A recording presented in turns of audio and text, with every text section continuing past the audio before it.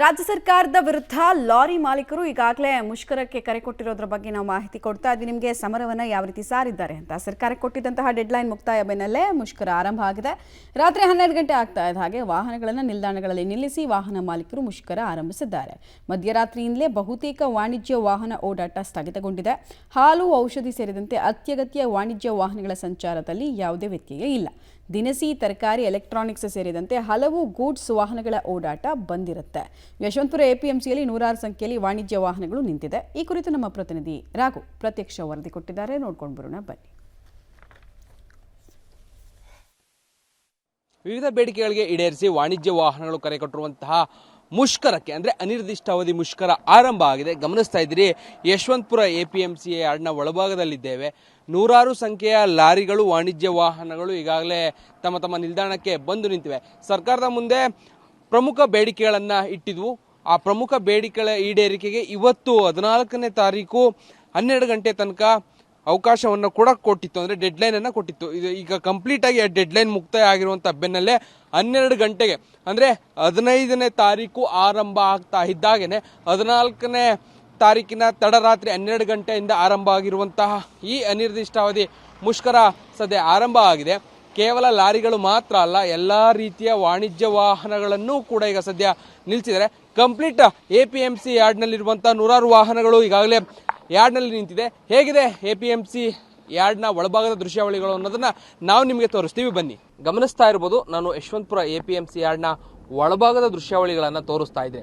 ಸಾಮಾನ್ಯವಾಗಿ ರೆಗ್ಯುಲರ್ ಆಗಿ ಈ ಎಲ್ಲ ವಾಣಿಜ್ಯ ವಾಹನಗಳು, ಲಾರಿ, ಗೂಡ್ಸ್ ವೆಹಿಕಲ್ಗಳು ಎಲ್ಲವೂ ಕೂಡ ಬಂದು ನಿಲ್ಲುವಂತಹ ಸ್ಥಳ ಇದು. ನಿಲ್ದಾಣದ ಒಳಭಾಗದ ದೃಶ್ಯಾವಳಿಗಳನ್ನು ನಾನು ನಿಮಗೆ ತೋರಿಸ್ತಾ ಇದ್ದೇವೆ. ಸಹಸ್ರ ಸಂಖ್ಯೆಯಲ್ಲಿ ಈಗಾಗಲೇ ವಾಣಿಜ್ಯ ವಾಹನಗಳು ತಮ್ಮ ಬೇಡಿಕೆಗೆ ಈಡೇರಿಸಬೇಕು ಅನ್ನುವಂತಹ ಒತ್ತಾಯವನ್ನು ಸರ್ಕಾರದ ಮುಂದೆ ಇಟ್ಟು ಸದ್ಯ ತಮ್ಮ ಕೆಲಸ ಕಾರ್ಯವನ್ನು ನಿಲ್ಲಿಸಿದ್ದಾರೆ. ಕೇವಲ ರಾಜ್ಯ ಮಾತ್ರ ಅಲ್ಲ, ದೇಶದ ಬೇರೆ ಬೇರೆ ರಾಜ್ಯಗಳಿಂದಲೂ ಕೂಡ ಇಲ್ಲಿಗೆ ಬೇರೆ ಬೇರೆ ರೀತಿಯಾದಂತಹ ತರಕಾರಿಗಳು ಸೇರಿದಂತೆ ಬೇರೆ ಬೇರೆ ದಿನಸಿ ಸಾಮಗ್ರಿಗಳನ್ನು ಇಲ್ಲಿಗೆ ಲಾರಿಗಳು ತರ್ತವೆ. ಆ ಎಲ್ಲ ಲಾರಿಗಳು ಕೂಡ ತಮ್ಮ ಕೆಲಸವನ್ನು ಸ್ಥಗಿತಗೊಳಿಸಿ ಆಯಾ ಚಾಲಕರು ಏನಿದ್ರು ಅವರೆಲ್ಲರೂ ಕೂಡ ರೆಸ್ಟ್ ಮೂಡ್ಗೆ ಹೋಗಿರುವಂಥದ್ದು.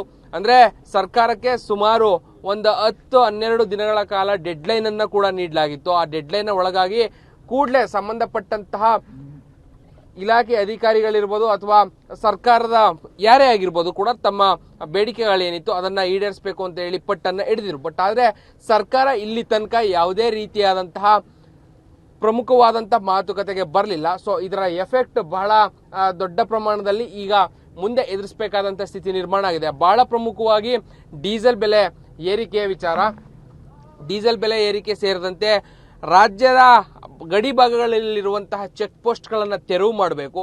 ಅದೇ ರೀತಿ ರಾಜ್ಯದ ಹೆದ್ದಾರಿಗಳಲ್ಲಿರುವಂತಹ ಟೋಲ್ಗಳನ್ನು ತೆರವು ಮಾಡಬೇಕು. ಅಂದರೆ ಸ್ಟೇಟ್ ಹೈವೇ ಅಂಡರಲ್ಲಿ ಬರುವಂತಹ ಹೆದ್ದಾರಿಗಳಲ್ಲಿ ಇರುವಂಥ ಟೋಲ್ ಸಂಗ್ರಹವನ್ನು ನಿಲ್ಲಿಸಬೇಕು ಅನ್ನುವಂಥ ಪ್ರಮುಖ ಬೇಡಿಕೆಗಳನ್ನು ಸರ್ಕಾರದ ಮುಂದೆ ಇಟ್ಟಿದ್ರು.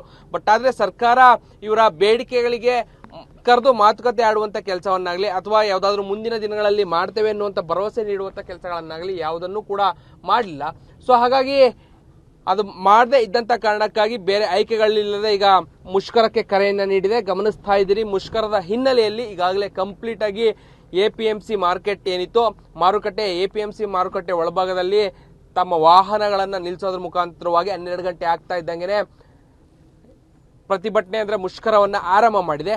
ಒಂದಷ್ಟು ಜನ ಈ ರೀತಿಯಾಗಿ ವಾಹನಗಳನ್ನು ಇಲ್ಲಿ ನಿಲ್ಲಿಸಿ ಮುಷ್ಕರವನ್ನು ಮಾಡ್ತಾ ಇದ್ರೆ, ಇನ್ನೂ ಅನೇಕ ಲಾರಿಗಳ ಚಾಲಕರಿರ್ಬೋದು ಅಥವಾ ವಾಣಿಜ್ಯ ವಾಹನಗಳು ಅಥವಾ ಗೂಡ್ಸ್ ವೆಹಿಕಲ್ಗಳ ಚಾಲಕರೇನಿದ್ದಾರೆ ಅವರೆಲ್ಲರೂ ಕೂಡ ಆಯಾ ಟೋಲ್ಗಳೇನಿರ್ತವೆ ಅಲ್ಲಲ್ಲಿ ವಾಹನಗಳನ್ನು ನಿಲ್ಲಿಸಿ ಸರ್ಕಾರದ ವಿರುದ್ಧ ವಿಭಿನ್ನವಾಗಿ ಪ್ರತಿಭಟನೆ ಮಾಡಲಿಕ್ಕೆ ಮುಂದಾಗ್ತಾ ಇವೆ. ಒಟ್ಟಾರೆ ಇಂದಿನಿಂದ ಆರಂಭ ಆಗಿರುವಂಥ ಮುಷ್ಕರ ಯಾವ ಹಂತಕ್ಕೆ ಹೋಗಿ ತಲುಪುತ್ತೆ ಅನ್ನೋದನ್ನ ಕಾದು ನೋಡಬೇಕಿದೆ. ಕ್ಯಾಮ್ರಾ ಪರ್ಸನ್ ಸುಹಾಸ್ ಜೊತೆ ರಾಘು ಮರಿಸ್ವಾಮಿ, ಪಬ್ಲಿಕ್ ಟಿವಿ, ಬೆಂಗಳೂರು.